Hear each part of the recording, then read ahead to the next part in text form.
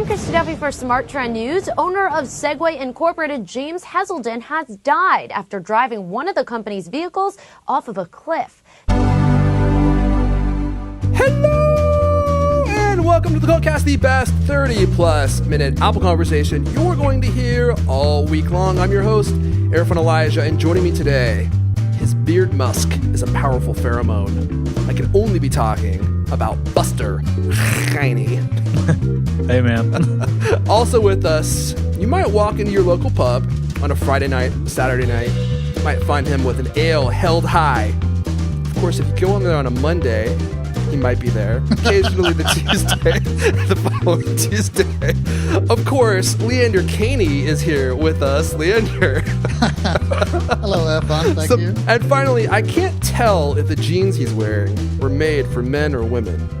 But in either case, he's working them. Alex E. Heath is here. Hello. Welcome back, Alex. Making my triumphant return.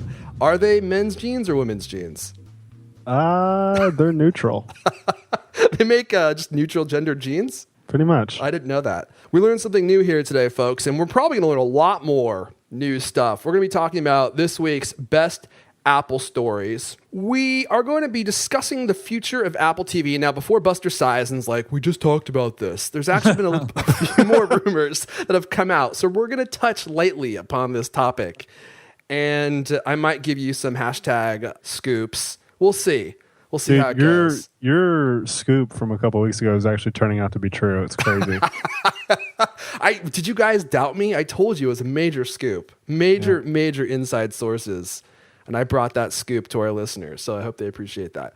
We're going to be talking about this new unofficial Steve Jobs book, Leander, and I'm going to be interested to hear your take on it because Apple has actually come out and backed this book, Right. which I think is really strange, very odd. Don't you think it's a little weird? Well, it's definitely unusual. Yeah, this is the first one that they've given their approval to and collaborated with. But, you know, I have very mixed feelings about it, which we can talk about later. Okay, so we'll talk about that. And stick around to the end. Faves and Raves. And Faves and Raves is back. We'll be doing an all-new Faves and Raves towards the end of the show. And I've got a monster of a pick. It's just going to just straight up chew you guys up and spit you out. And I'm going to walk away victorious. Make sure you guys have your picks, Leander, all set. Right. Search frantically around your desk for something to talk about. Before we jump into the fun, I would like to thank Freshbooks for supporting this episode. Freshbooks, the easy-to-use invoicing software designed to help small business owners get organized, save time invoicing, and get paid faster. We all use Freshbooks because it makes our lives easier and it makes tax time a cinch. Get started with a free trial over at freshbooks.com/cultcast. And please use the phrase Cultcast in the How Did You Hear About Us section. I also want to thank Chipotle for supporting this episode. Not Chipotle. Not Chipotle.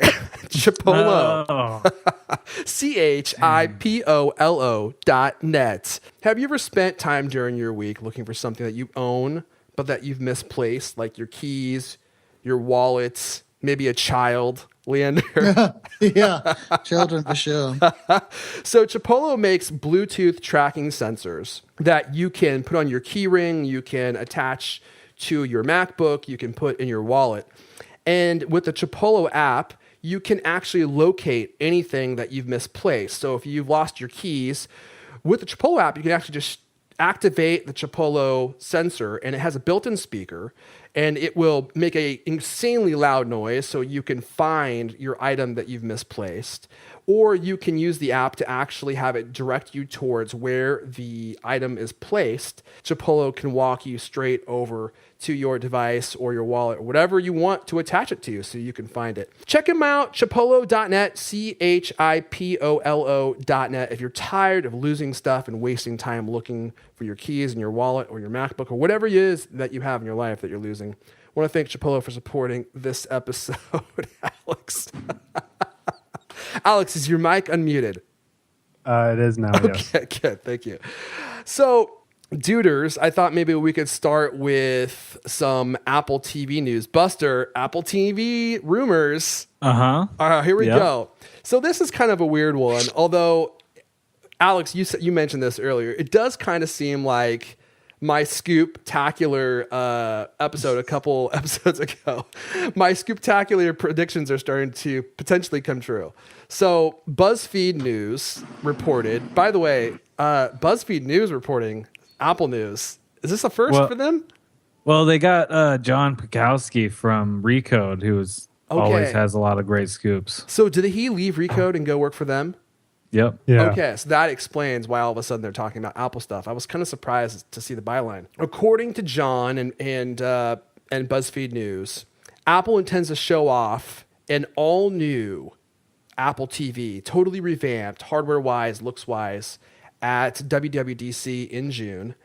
And he said the device was going to be significantly overhauled, and it wasn't going to be just about TV. It's a bigger vision than that. And think TV, music, apps, and home automation. But the big thing was App Store. So they're going to finally have a full-on App Store available for your Apple TV. And it's interesting because some people were pondering, because the rumored A8 chip, Apple A8 chip, would be used in the all-new Apple TV.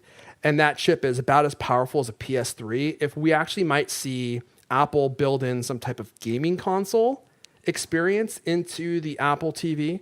Buster, what say you? I don't think it'll be a dedicated gaming console, but I think they'll have it's a processor, so it has the ability to play games and do a lot of other stuff too. When I was reading this, I kind of was surprised when they compared it to a PS3. I thought the A8 chip was a lot more powerful than a PS3. Oh, really? Like, really? A PS3? Really? That's as powerful as it gets? I don't know. I thought the PS3 was like super powerful for its time, wasn't it? Well, it had, was Supercell technology and stuff. It came out like 8 years ago, though. Oh, I can't remember. Well, I mean, they've integrated those MiFi controllers into iOS now. So really, if they're going to be building an app store, I guess what would prohibit them from allowing you to play games on your TV? Yeah, I guess it would. It has to compete with like the Fire TV. Even if they don't include games, though, just think of all the video apps that'll be on there. Like you won't have to go through Apple, so you won't have to be like CNN to get your app on the Apple TV. Like if you're a video company or something like that, or a news station or something, you can just immediately get an app on the Apple TV. Right, exactly. And it's gonna be, I think it's gonna be huge. All of a sudden you're gonna start seeing all these apps for the Apple TV come out. Do you guys think that this rumor has any credibility? Oh, definitely. Yeah. I don't think Pachowski's been wrong. Yeah, he's always right. Really? He's never wrong. I mean, he's like the I can't closest remember. to Gurman you can get, I think. I think he's definitely more reliable than Gurman. Yeah, he doesn't post. He doesn't post stuff that like is off ever. So that he can't like 100% confirm. Yep. I think what does it for me here is Apple has changed their website now. So Apple TV says starting at $69. Why would they put starting at $69 if they weren't planning on having more than one model? Any disagreement there? Oh man. That's like, that seems kind of strange that they even did that they actually alluded to the fact that there's going to be more than one model before they actually talked about a second model. And for me, it's kind of like conclusive evidence. Like we're definitely going to see, definitely. Meister, you get those. They said starting, so it's got to be. Right, definitely confirmation. Are you being serious, Leander, or are you just No. making fun of me? Joking. Making fun of you, yeah, it's completely idiotic. Thank you.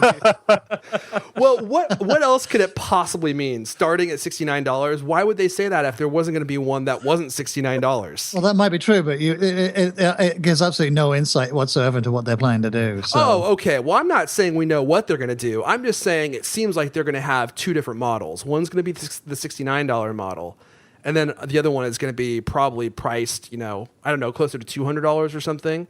$200? No. I'm just, hey, look, I don't want to give away any of my sources, so I can't go into any more details. But it's going to be somewhere between 69 and 500. Yeah, right. Exactly. And in the next 12 to 36 months, I think we'll see something be announced. Something new. Yeah. But I want to look into it. They've got a whole bunch of interesting patents that going back for years for the magic wand, which I think, when Jobs said to Isaacson that he'd cracked it, he'd seen the future of TV. I think that's what he was referring to, because there's been hints, in a couple of things that Johnny Ive's design lab has been working on this, something called a magic wand. And I only looked at a couple of patents real quickly, so, I don't have a really good idea of all the things that it can do. Mm-hmm. But it's supposed to be like some kind of Wii-like controller that has a bunch of motion sensing in it, and then maybe Siri, I think, built in. That would that apparently, I don't know, they were very excited about. There was a couple of, I can't remember where it was. There was a quote somewhere where they were really excited about this thing. They've been playing around with it for a long time. Well, clearly, if they're going to be charging more for it, and if there's one that's $69, I think they're going to have to charge considerably more than that to have another model. They're going to have to build in some type of cool features that's going to make you want to spend the extra money on the Apple TV. Yeah, and it'll be interesting to see whether it becomes like, what kind of hub it becomes for your home network and all the smart stuff it's going to work with. And yeah, I think Apple TV, the TV part is just the beginning. We're going to see way more stuff. Okay, so let's move on, because I know we've talked about Apple TV for like the last 2 shows. I thought this was really entertaining. Do you guys think that eventually we're all going to end up not just owning a Mac, but maybe having a Mac be our master? A Mac be our master. where you don't own your Mac, but your Mac owns you? You're going to have a Mac man? So apparently Steve Wozniak, and he's not alone in this, thinks that eventually technology is going to become self-aware. I'm paraphrasing here. And that we actually all do have something to be genuinely concerned about. Steve Wozniak was saying recently that he believes in these kind of doomsday scenarios. He said, if we build these devices to take care of everything for us, eventually they'll think faster than us, and they'll get rid of slow humans to run companies more efficiently. Will we be the gods? Will we be the pets? Will we be the ants that get stepped on? I don't know that. So, kind of implying that once your Mac becomes powerful enough, that really it's just going to realize that it doesn't need you anymore. That's right. It's going to fiddle with the brakes in your Apple car, right? Exactly. Which it will be connected to at all times. Yeah. And it'll unlock your home for other machines to come in and attack you, because it will be controlling your house locks and your heat and everything via the Apple TV. Elon Musk and Stephen Hawking think that AI will eventually destroy humanity. So there's a lot of that going around. You see that this guy wrote a couple of interesting posts that went viral on the net, maybe like about 2 months ago. Mm-hmm. And I don't know who this guy was. He's like some sort of, he had his own blog, but they were interesting posts. He said he really dug into AI. He'd written everything he'd read everything that was about the, the state of the art, and that there's a lot, that there's going to be a singularity, and that point, there's only going to be 2 options for humanity, and it's either like to turn it off or to become subsumed to this higher intelligence that's going to like hockey stick. Because once it achieves a certain level of intelligence, it'll just keep increasing it and this naturally increasing cycle. Right. And it was all really it seemed really kind of reasonable. And one thing seemed to follow another, and then you end up with this oh yeah, we're going to be enslaved just like in the Terminator movies. And that I thought was a little bit of a leap of faith. That this thing would have no choice but to treat us like insects. Right, and it would have to make us think that we're happy and maybe plug us into a system where it can generate power off of our body heat. Right, yeah, exactly. and that we would be enemies because we'd be able to turn it off or something like that. There was some huge logical leap like that was like okay. I think it's funny. I never think about AI taking over our world and becoming our masters. I suppose it's possible, but this is the level these guys think at. And I'm not saying they're right or wrong. Who knows what's going to happen? But the fact that they're even thinking about this being a possibility, I think it just says volumes about the types of things they spend their days thinking about, because this never even would have occurred to me. And I think it's funny to talk about, because I think there's very little chance this will actually ever happen. I talk to Siri now, and Siri can't even understand, 80% of the things I say, let alone think for herself and come up with her own original thoughts. You don't believe in the robot apocalypse, man? Hey, look, I hope it happens. You hope it happens? Yeah, I want to fight in the Rebel Army. I want to have a cool scar that goes across my face, and I want to have to cover cybernetic organisms with, fake human flesh. I hope all that stuff happens. That sounds like a fun future. I just don't think that we're going to see it. Well, I mean, if we don't destroy each other before that, we get to that point. Yeah, I think there's probably more odds of that happening. Yeah. We use technology to destroy each other, or we destroy each other on accident than technology becoming self-aware. Leander, do you think that one day robots are going to take over and enslave us all? No, never. I don't either. But it's funny that Woz genuinely believes that this could actually be true. I think he's probably hallucinating after eating too much PJ Chang's, right? I heard that too much orange chicken will do that too. It's funny. If you guys ever follow him on Foursquare, I used to follow him on Foursquare. Yeah. All it is him checking into airports and restaurants. That's all it is. They're all weird chain restaurants too. Are they? Well, that's the stuff that it's you weird. find in like the airport lounge. Well, he even in San Jose and all around the Silicon Valley, he keeps going to these weird chain restaurants. It's odd. Well, if the robots do become self-aware, I think Woz is going to be one of the first ones to be enslaved because he carries around that big bag of gadgets at all times, doesn't he? Right, and they got to take over his Segway. Oh, what's the Segway's taking? It's over. Right, Yeah, game over for Woz. Right. We need to have him back. Whoa, get me up here. We need to have him back on the show before that happens. And ask him about this very topic. Are you worried your Segway is going to become self-aware and drive you off a cliff? Drive you off some ravine. Oh, that's a great way to die, though. Yeah. That's like a baller way to go. You're like trying to I don't know lean about and that. He'd control be it. flailing around like a ridiculous puppet, wouldn't he? It'd be like one of those bad movies where they chuck a dummy off a cliff, right? And it's obviously not a human being. That's what he would look like. Oh, I can't. You gotta stop, Leander. My stomach's hurting me. Oh my gosh, Woz flying off a cliff on a self-aware Segway. Did you know he rides into town every morning on his Segway? What? Because he doesn't have internet access at his house, so he way. He said that during the FCC thing about Ninja Chada. He was being interviewed. He's like, yeah, I ride into town every day on my Segway. So he's going like down a hill on his Segway every morning. One day that Segway is just going to be like, nope, Sharp left turn. yeah. So he doesn't have internet at his house because he can't get internet at his house, is what you mean, right? Yeah. Okay, I was going to say, it seems weird that he wouldn't have internet at his house.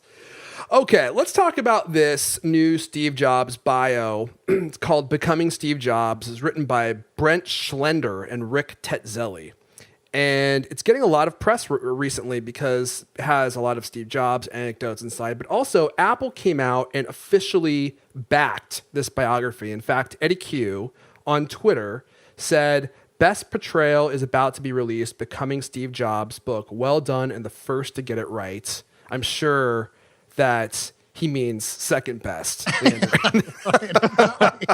know. I was like, what the hell? Inside Steve's brain. Come on, Eddie. Get it right. He obviously, what this means is he hasn't read your book because he wouldn't be able to make this statement if he had. Well, I didn't, give him the old grease. I didn't grease enough palms. I don't think to get the official nod.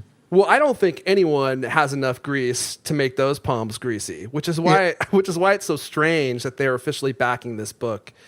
And I just think it's weird that Apple is officially backing a book, but let alone anything as a company, to officially back something as a company because you have so many different employees that you represent. I just think it's strange that they would put all their weight behind a product like this. Why do you think they are so keen on this book, Leander? Well, I've read it back to cover. I just finished it last night. So the last couple of days I've been reading it, yeah. And, it has a lot going for it. They're both, very good writers, and they're both veteran reporters. And Schlender had a long relationship with Jobs, which is kind of weird. It was like part friendship, part reporter, part subject, part sort of mutual respect. They were neighbors. They lived together. Didn't he bring his kids over and stuff to Jobs' house? And Jobs visited him in the hospital. And right, exactly. Wow, so they're pretty good friends then. Well, kind of. But like as Schlender explains in the book, he never really felt friends with Jobs. I mean, Jobs would always he had this very disarming manner. So he would invite him over. Like this one Saturday morning, he had an early cut of Toy Story, which Pixar had been working on, and he wanted to. He obviously wanted to get some. He wanted to find some kids. He wanted to get someone's reaction to this. So he invited Schlender and his kids over, and they watched it, and then he was like, instantly he turns to the kids and asks them what they think. He's doing some sort of market research. So you know what I mean? It's like it was intimate and it was friendly, but there was also an ulterior motive. And I think, he never, he was never as close to him as I think, Larry Ellison was probably closer, right? And he's the Oracle guy, right? Yeah. With the sex dungeon. I think that's Eric Schmidt, actually. You think he's into the sex dungeons too? Oh, I think Valleywag actually documented stuff like that. You look at his picture, something maniacal is happening in his sex dungeon. So, Leander, let me ask you this: as far as the last Steve Jobs biography by Walter Isaacson, that book seems to be getting a lot of crap lately, and there seems to be some consensus that it just wasn't a very accurate book, or I don't want to say well written, but people are hating on it, and I don't necessarily understand why. What's like the main argument with that book? Well, I think they feel it's too Steve centric. So Isaacson sat down in the last couple of years of Jobs' life, did a bunch of interviews with Jobs, and then he spoke to some people in his inner circle, but I don't think Isaacson probed that much. He didn't really. I think there were two main weaknesses. One is that he didn't really look at how he concentrated on Steve's personal life and not his professional life. So he didn't really dig into how Steve ran Apple and how he developed all these products, and he didn't get any of that in detail. He would ask people like, how was Steve in general, and so he would get a general description. And of course, people would, they would recount the stories about when Steve blew up. Which is frequent enough to be very much a big part of his personality. And this is exactly what people who work with him had to endure. Constant outbursts and him getting upset. But, there was also a lot of times when he was clear and rational and intelligent and made good decisions. But I think Isaacson never really dug into that, and he never asked all the people he worked with, what those decisions were and how they led to Apple becoming a success. So the Isaacson book was like a really long catalog of really depressing bad behavior, one outburst after another, and I found it really depressing in the end because it was like it just it sort of adds up to a portrait of a basket case. It wasn't counterbalanced by any of the positive stuff that all these people that he worked with say was a truer portrait, and this is what they granted in this interview with this book, right? So Tim Cook and Johnny Ive and Eddie Q. And some people from the Next Days and Disney and Pixar sat down and gave Schlender interviews that were sort of on the record interviews. Okay, and there were some revelations in there. Primarily Cook offering to give Jobs part of his liver to help his boss live longer, and Cook the way Cook told it is that he selflessly turned that down. And somebody who was as self-centered as Steve has been portrayed would never do anything like that. Ergo, he was a great guy. So because Steve and Tim shared a very rare blood type, right? Yeah, right. So it was kind of like he didn't have a ton of options out there. Right, exactly. And Tim obviously, liked and respected Jobs enough, and maybe even loved him enough to sacrifice, a major body part, an organ. Right, like a part of your liver, right? Yeah, which you only have one of. Which grows back. I mean, it's not like it was going to grow back. Like that's the thing. It's like it's not even a procedure that's like going to permanently harm Tim Cook. Like it's something that is medically proven to like it be okay. Like if you survive the surgery, which there's a good chance of it, it'll grow back. If you survive, yeah. right. I mean, it's just major surgery when they take part of your liver. You're going to survive. Like the surgery has a really high success rate, and then the liver will grow back. So it's not even like he's giving Jobs like permanently. It just seems like that tapped into like the irrational nature of Jobs. Just like. I don't know. That's what I got. So, Leander, how did the book portray him differently than the Walter Isaacson bio? Well, there's a lot of testimonials that saying, Steve could barely be a jerk, but it was always in the service of the app or the company or the products, and I learned to live with it, and he was actually, and he had a sense of humor, and he could be very, very insightful, and so it was kind of counterbalanced by a lot more positive stuff. Mm-hmm. But I found at the end of the day, it not that convincing. I think the biggest problem was not necessarily that. I think because I think he had some. They only had limited time with say Johnny Ive, right? So it looks like they had a couple of interviews with Johnny Ive, and they got Johnny Ive to say, yeah, Steve could be deeply intuitive and was much more creative than he's been credited for, and he had a much better influence than the Isaacson book has portrayed. Mm-hmm. But then that's it. They don't dig into, most of the products are covered in like a couple of pages. Mm. The iPod, the iPhone, the iPad, its development is dashed off in a couple of pages. So it makes for a good, quick read. It's brisk and it's actually quite original. To give them credit, they don't rehash a lot of the same stuff. Mm-hmm. So it's well written and it's easy to read. But you go, okay, well, how exactly did he contribute to the iPod? What were his, insights? What were his... what were the challenges? How did he overcome those problems? What did he learn during his wilderness years at Next and Pixar that helped him develop these products? And this is what they're touting the book as giving you insight into, but I actually don't think it does.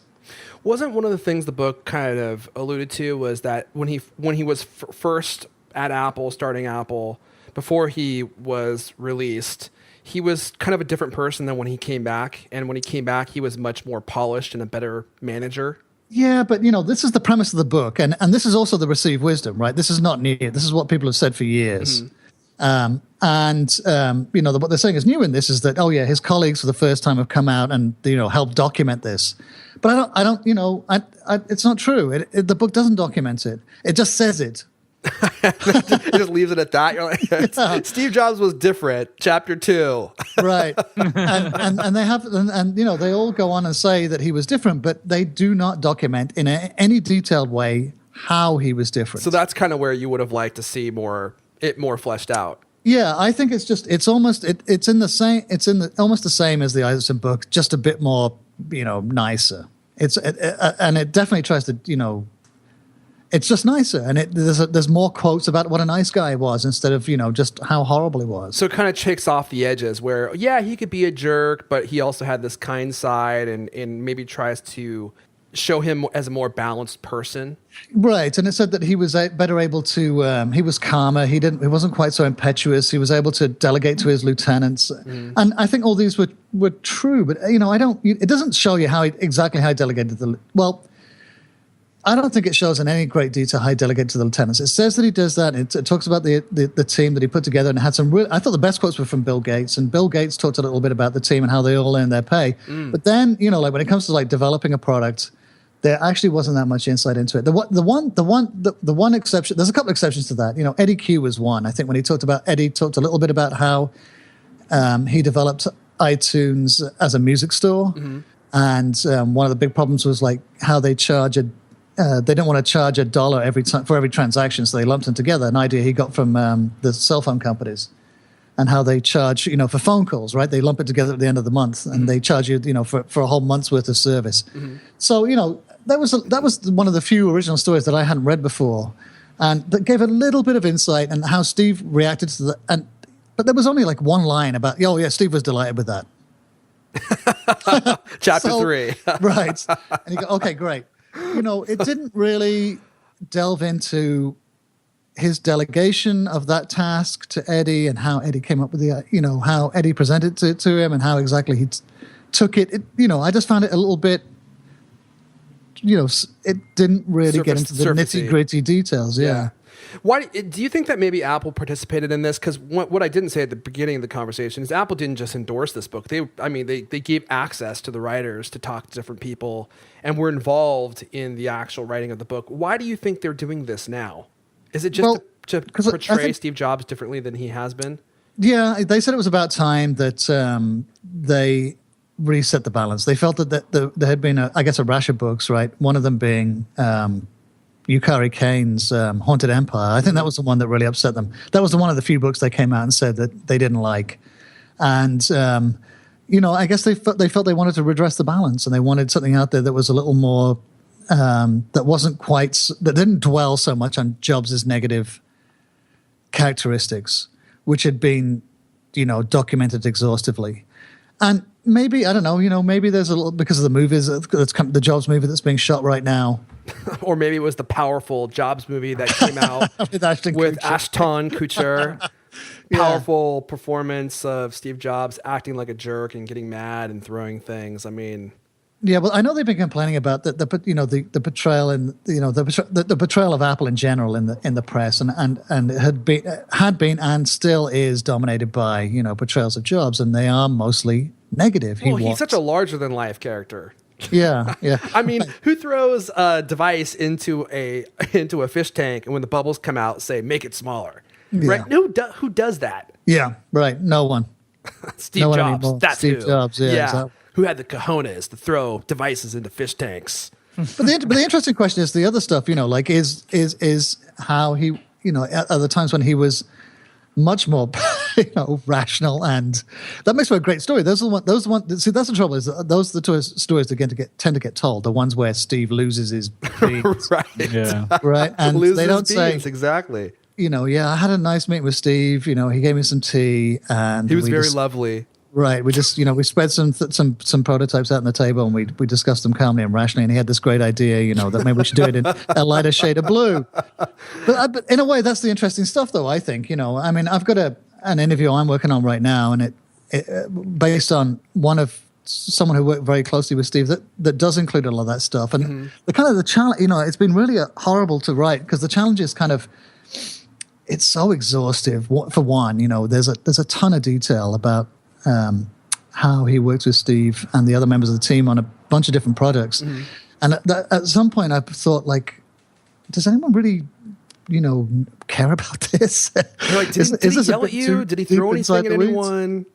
Well, he did, yeah, a little bit, but most of it was actually sort of calm and rational, intelligent conversation. And it was meeting after meeting after meeting for years and years and years. And it's a lot more straightforward. It's a lot more prosaic. But I actually think that, this interview that I've done, I've still got to get approval to run some parts of it. For me, opened my eyes more so than I think anything I read that I've read so far. Can you say who the interview's with?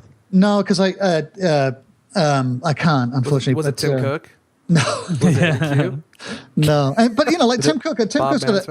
Tim Cook's got an amazing story. I only just know little snippets of it, and I know that it's a lot more complex and a lot more detailed, and there's a lot more interesting than we've seen so far. Almost nothing's been written about him, and I learned nothing about Tim Cook except that he wanted to give his boss his liver. From these interviews that he gave to for this latest book, which I think is a shame, really. I mean, so I was a bit disappointed by it. I see a market opportunity here, Leander, inside Tim's brain. Well, before we move on, and it would actually be cool to talk about a couple of these other stories that came out of the book, some of these short stories. But before we do that, I do want to thank Freshbooks for supporting this episode. If you are running a business, if you're sending invoices to people, if you need to get a wrangle on your accounting, sending invoices to clients, FreshBooks is the way to do that. It's so wonderfully built, so easy to use. And it doesn't just make it easy to send invoices and collect payments from your clients, which it very much does, but they give you all these powerful features to track your expenses. Yeah, the expenses is a pretty neat feature because you can pass these on directly to a client or a customer with that, and it imports it directly from your bank account. So it'll track them. You just connect your bank account, and it'll track all the expenses associated with that project. And then you can just bang them straight over. So it eliminates a ton of paperwork. Well, not only that, once you have your expenses piped in, FreshBooks will actually show you how much money you're actually making, your net profit. So not just how much money your business has made, but after your expenses, how much you actually have left, which is obviously very important when you're running a business. And it has all these powerful reporting features. But one of the ways I was using it is, one, you can track your time very easily and then assign your time to different clients and make your $500 an hour, as I do. But if you're driving somewhere, for instance, I used to do this all the time. FreshBooks allows you to take photos of your different receipts, and then you can assign them to clients.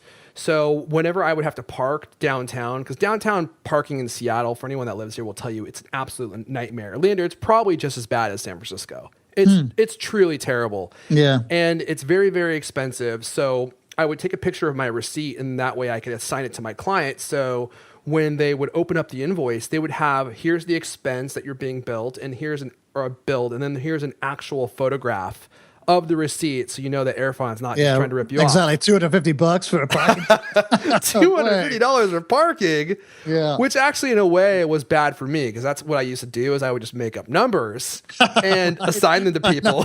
You can't do that anymore, can you? I can't do that anymore, which is bad for me, but it does make me a more honest person. So in a way, it's helped my karma. So I owe FreshBooks for that. FreshBooks makes it super simple to run your entire business from your Mac. You can run it from the palm of your hand and your iPhone with your iPhone or your iPad. Their iOS app is fantastic. And that's what I actually used to use to take pictures of receipts.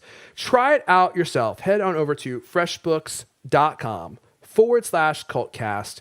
You can try all of FreshBooks features free for 30 days. Please enter the code CULTCAST in the How Did You Hear About Us section so they know that you found out about them through us. Go give FreshBooks a try. Thank you, FreshBooks, for supporting this episode. Okay, guys, before we move on to faves and raves, I thought this was pretty interesting. Alex, so in light of all of the new Steve Jobs news in the book, some of his classmates have become somewhat entrepreneurial themselves. Is that right? Yeah. His former classmates, high school classmates? Yeah, they're selling their yearbooks on eBay for thousands of dollars. How much? Tens of thousands of dollars, yeah. Yeah, well, the one that sold so far was just a little over $12K, and then there's a few listed right now. I think the lowest price is over $4,500. It's like $4,900. One's got a commencement address with his name on it, and that bumped the price up to $6,500. Oh my gosh! Can I be honest with you guys? Can I be honest? If I had an extra $12,000, I might buy one of these. Would you buy it over an Apple Watch edition? Because that's how much that costs. Oh, I would absolutely rather have one of these yearbooks than an Apple Watch edition. No, absolutely no question. Would it not be cool to have one of Steve Jobs' original yearbooks and you could open it and it's like, hey man, have a great summer, LOL, Steve Jobs. Yeah, well, it's not just Jobs. It's his younger sister Patty, who's a freshman at the time when he was a senior. It's Steve Woz, the venerable Steve Woz, is in the yearbook. Oh, even better. Bill Fernandez, who's the company's first employee, is in the yearbook. Is Bob Mansfield in there? No, unfortunately. It's a bummer. He's like the head of like the cheer team, cheer squad. But yeah, it's an eclectic class. The only man to have traveled the entire length of the Amazon River was in Jobs' graduating class. Roy Zimmerman, who's apparently a decently I was gonna famous say, I don't even know who that is. Leander, do you know who Roy Zimmerman is? No. I have no idea who that is. I thought maybe Leander was because he's into weird music that no one else has heard of. Leander. No, nothing, Leander. Okay, before we move on to faves and raves, one last little story from this new Steve Jobs book. So I think this is interesting to bring up because oftentimes in the popular media and just the world at large, Steve Jobs is credited for having invented the iPad, invented the iPhone, and he somehow single-handedly, invented all these different devices. And then we hear from a guy like Ken Siegel, Leander, who was talking about how he wanted to name the iMac the Mac Man. Remember that conversation? Right. Yeah. And I was like, that is the worst name I have ever heard of in my life. I'm so happy that Ken Siegel was able to convince him not to do that. So here's another story along that same vein. When two guys from Apple, Greg Christie and Bas Ording, had spent several months working on a prototype iPad, they'd come up with multi-touch. And they had built it into this conference table type thing. And Johnny Ive was super excited. And he wanted to show it to Steve Jobs because he felt it could be used in all these different applications. And so they get a meeting with Steve. And they're showing it to Steve. And Johnny is very enthusiastic and talking about the different technologies in which this can be implemented. And Steve Jobs was probably just sitting there, with a partial look of scorn upon his face.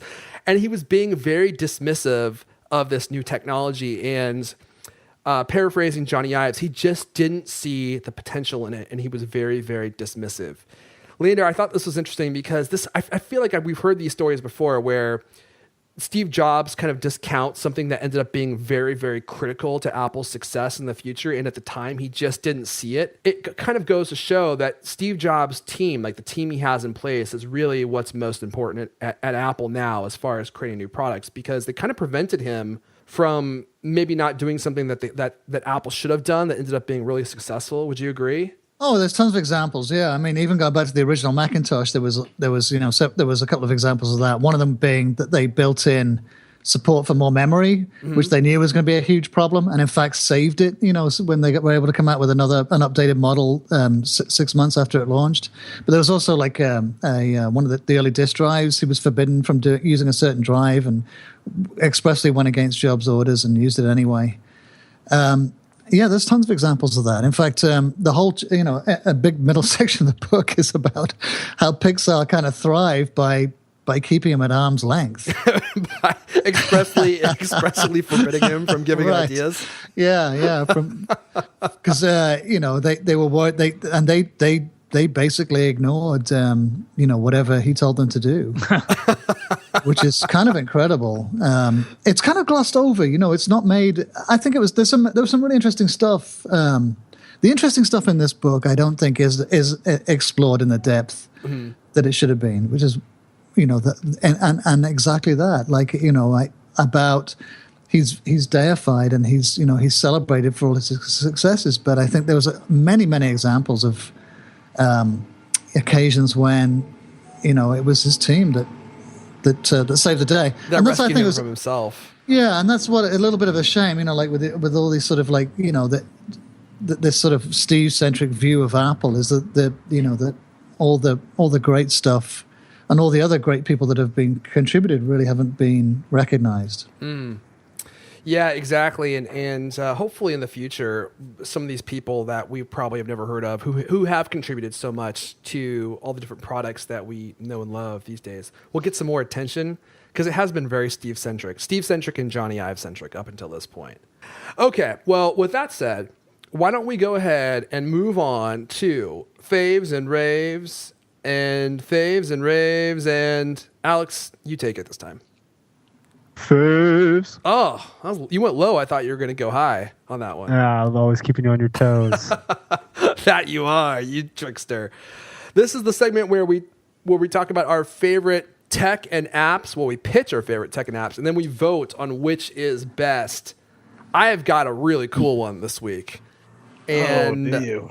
I think you guys should just let me pitch it, and then you guys can just vote for me, and we'll wrap up the show. Does that sound good? All right, get going. No, I want to hear what you guys have too, because I might learn about something new. So, does anyone want to go first? Leander, what do you got? Okay, I've got a Lumia. I don't like it. Nokia. Next. Hold your horses there. It's actually not bad. It's a Nokia You're being Lumia serious right now. 635. I'm being totally serious because my son, I gave him my hammer-down iPhone 5S when I got my 6 Plus, and it already has befallen a couple of unfortunate accidents.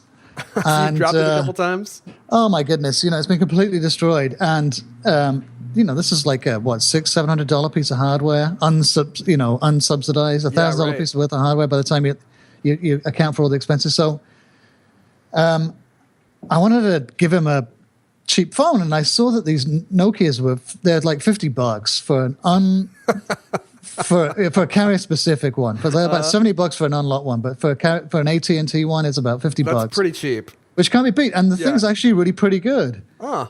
It's about the size of the old iPhone 4S, and it's nothing super fancy, but it's actually pretty responsive. I actually quite like It's a Windows phone. Yeah, the Windows interface is pretty good. It was really easy to set up.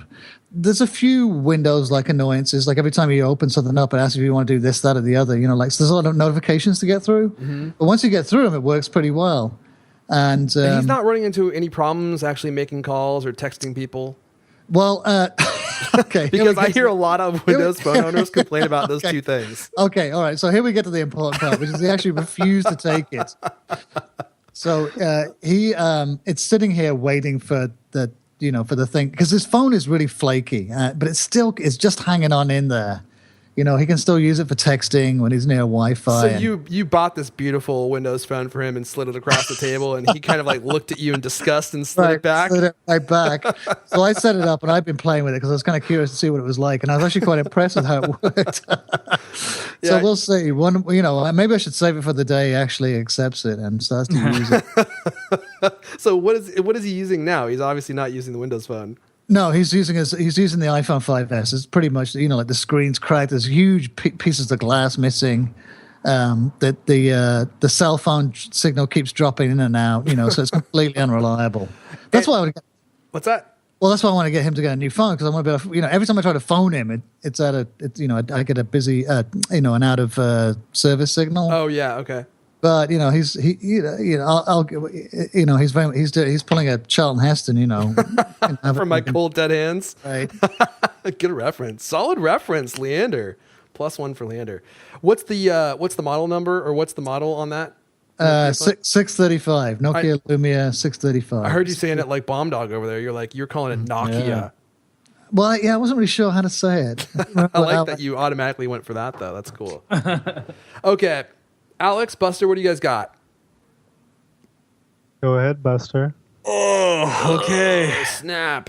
All right, so I'm reviewing an electric mountain bike from cool.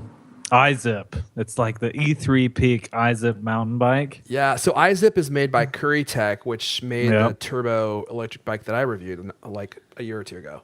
Yeah, which it's really awesome. It goes off-roading, so I've been taking it like places that I go hiking. And how much are you loving it? Oh, dude, it's awesome. It's like riding a roller coaster because it goes like 28 to 30 miles an hour. Mm-hmm. And you just go bombing down hills, and then you go bombing up hills too. Yes, it's great. I know. Even on the street, it's fast too. I passed like a whole squad of cops doing like their bike training one day. It was great. You just blast it. It's like the funnest thing I've ever ridden, man. Yes. Really? How fast will it go? It says its top speed's like 28 to 30 miles an hour. They're governed though, Leander. They have to keep them from going faster than that legally. You can modify that thing. You can modify them. If you want to see some crazy YouTube videos, search electric bike on YouTube, and you'll see some that the governors have been taking off. And I saw this one video. This guy was going like 60 miles per hour down this mountain. Dang. That's going to be Buster here pretty soon. No, I don't get too crazy with it because I'm like, I'm going to kill myself on this thing. I go too fast. Or someone else, right? Yeah, totally. You run into someone like crossing the trail at 60 miles an hour, and those bikes are heavy. Yep. Because all the battery packs are jammed in there. I will never forget. I was riding one of those down one of our bike trails. It was paved, and there was like this decked out biker guy, right? He's wearing like the aerodynamic helmet, and his calves are like 16 inches around, and he's got all like the biking gear on, and he's bent forward, pedaling as fast as he could go. And I passed him in my jeans and my sweatshirt, just pedaling casually. And as I went by, I obnoxiously yelled to him, "On your left!" That's what's fun about electric bikes. It makes you see. How long's the battery last? Yeah, that's the only problem. Like an hour and a half, pretty much, is about. That's with me putting it like at max speed and just going straight. Okay, so if you pedaled a bit and actually broke a small bead of sweat, then it might last a bit longer. No. I'm pedaling as fast as I can the entire. Oh, yeah. I see. Okay, that's what's nice about it. It's not. It's pedal assisted, so it's like you're motivated to pedal as fast as you can because then you can go as fast as possible. So they amplify the power of your legs. Right. Yeah. Just what I need. Alex could use that. Let's be honest. I saw some guy breezing up the hill here at when I was having breakfast on Sunday. A pretty steep hill, and he was on one of those big, chunky, cargo carrying ones. And it's really uncanny to watch the thing go up the hill because he's pedaling at the same time, but it's gliding up at 4 times the speed that even Lance Armstrong could do it. I don't know. Lance, he took a lot of roids, didn't he? That's right. you'd have to eat a lot of roids to get up the hill that fast without a battery. Yeah. The first time I ever saw one, I saw a guy do that exact same thing on the hill outside my house, and we used to live on a really steep hill. and this guy was just bombing up the hill, but he was pedaling just normally. Yeah, I couldn't yeah, believe yeah. it. I thought this guy's quads just had to be massive. Right. That was before I knew about electric bikes. They're really taking off here. There's a bike store up in my neighborhood now that sells electric bikes, and they've always got people checking them out. There's a ton of people that are getting into it. Well, here's the bad part, Buster. How much does the bike cost? It's $3,000. Oh, that's actually less than I would have thought. Yeah, Right. I went with one of the more reasonably priced ones. They asked me if I wanted like the $10,000 big bad boy, and I was like, yeah, I do. But realistically, I could never buy something like that. So I'll be stealing this from you. So whatever is not grand larceny, send me that one. All right, Alex. Actually, you know what, Alex? I'll let you go last. I'll go next, just in case you have decided to pick the same thing that I picked. So you guys may have heard a little app came out, I think last week, and it was made free, so it got a lot of attention. It's called Mac ID, MACID. It is an app that you install on your iPhone, and then it comes with a free Mac app. And what it allows you to do is use your iPhone's Touch ID to authenticate on your Mac. So you set it up on your computer, you set it up on your iPhone, and then whenever you need to like log into your computer, you just touch your thumb to the Touch ID, and it will, authenticate you that way. So you don't have to enter in your password. It also works if you ever need to enter your password for like the Apple Store or anything like that. But that's actually not what I actually love about it, because I kind of find using my thumb to access my computer to be cumbersome. It's actually just faster to use your password. What I like about it is you can set on proximity awareness on your phone. So when you get close to your Mac, it will actually, the screen will come on, so you can just type in your password right away. And then when you walk away from your Mac, it will actually lock it down.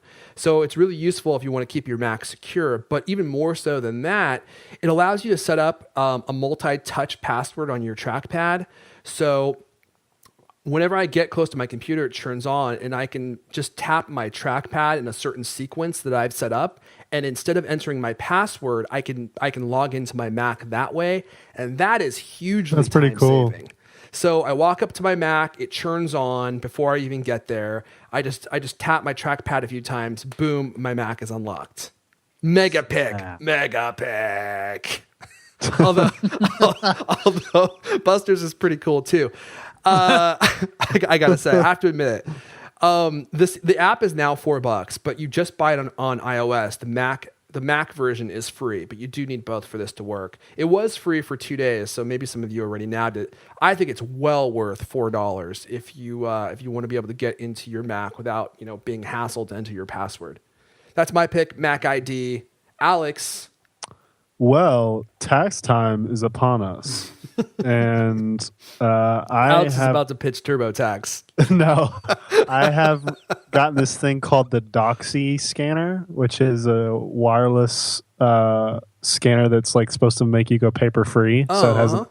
It's actually pretty cool. It's their Wi-Fi equipped one that just came out, the update, and it's just this really tiny little scanner. It's just big enough basically to fit a piece of paper through. And it will just wirelessly beam anything you scan through it to an iOS app. And from there, you can send it to Dropbox or iCloud or whatever. So it's like a document scanner, essentially, right? Pretty much, but it's super portable. It's got like a 4 or 5 hour battery of just like straight scanning, which is a lot. And it's nice. I mean, it just works. It's just reliable. So it's good for this time of year if you're needing to scan a bunch of documents or whenever. I've been trying to go paperless, so it's been helping me with that. I've been paperless for like 2 years. Dude, I've been paperless for 2 years. Get on my level. I haven't even touched paper in like 2 years. But there's a few different models. The original is like 160, and then the Wi-Fi one that I have is 230. And yeah, they're pretty cool. Okay. So. There you have it. Now is where the men are made. It's time to vote. Alex. Okay. So I got to choose between a Nokia phone, an iPhone app, and a $3,000 electric bike. Tough choices. One? I know. I wish I would have picked my Ferrari this week. I should have picked. Yeah, I was gonna pitch my my brand new Ferrari too. We could say that for next time. Well, I guess I'm gonna have to go with Buster's bike. Dude, you've never even been on a mountain. What are you going to do with a mountain bike? Dude, I was on a mountain last week. Don't worry. Were you? Yeah. And were you thinking the whole time, oh man, this would be so much easier if I was on a bicycle? No. Yeah. Okay. Well, I didn't help any. I helped Buster pitch that stupid pig. I only have myself to blame. Leander. Yeah, it's like Alex. It's a tough call, but I think I'm gonna have to go with a bike. Son of a gun. Now, Buster, Leander, would you actually utilize a bike on a mountain? Oh, yeah. When was the last time you've been to a I live in mountain? San Francisco. My goodness, yeah. I've done some ton of biking on mountains.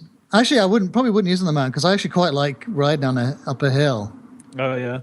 Yeah, it looks pretty cool too. All the ladies think you're awesome when you're going like 20 miles an hour up the hill. Buster, But that sounds like it's a lot of fun. what do you think, Buster? I mean, the choice is clear. I can't pick my own, can I? No. Shoot, I'm gonna give Alex's a pity vote just because I can't pick the Nokia phone on the Cultcast. Yeah, I know. Clearly. Yours is a $4 app, and so yeah, at least you could go paperless with Alex's. Did mine not sound incredibly useful? You're not gonna use. For fun, I have that app downloaded. I haven't used it yet because I've been too lazy to set it up, but it does sound cool. It sounds pretty baller, doesn't it? Yeah. How does it work again?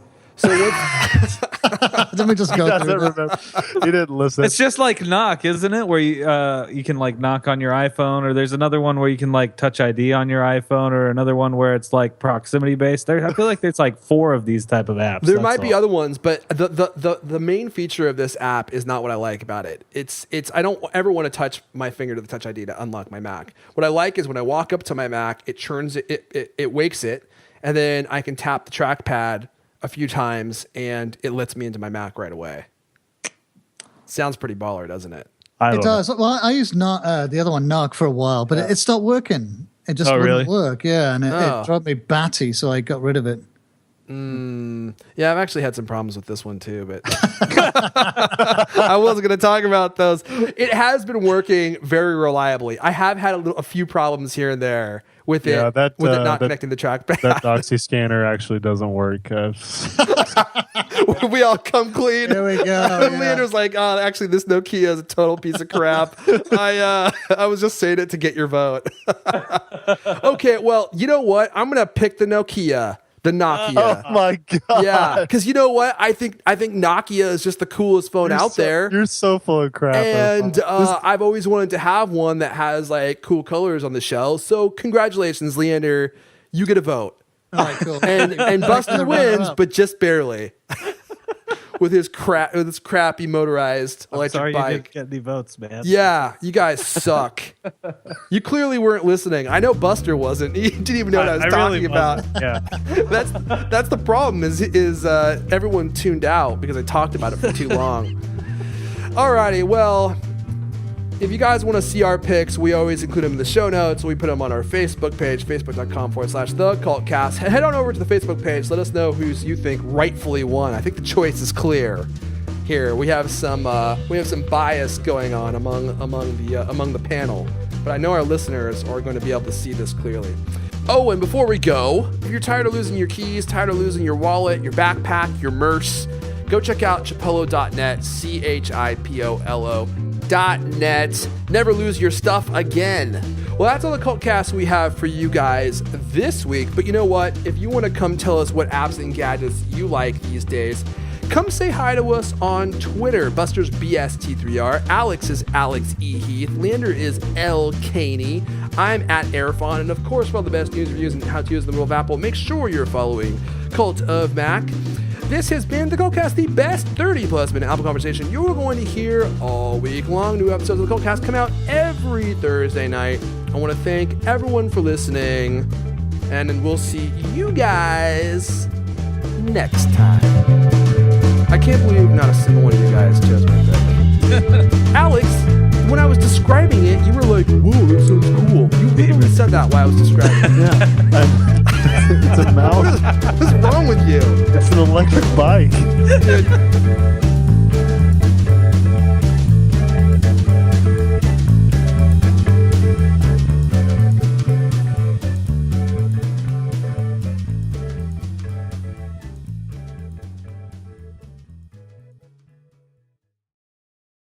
A tranny? Really? Yeah, I have my suspicions about him. Is it the hair? Hey, Oh, what? Huh? Were you talking about me? we're talking about He's Apple just- News. Apple Just talking News. slander on you. That's all. Slander on Leander. It's the Adam's apple. Oh. I haven't had an Adam's apple for years. Does that go away as like the older you get? Yeah, replaced by a big double chin. It just gets well insulated. Yeah, it's still there under 3 inches of blubber. It's protective tissue.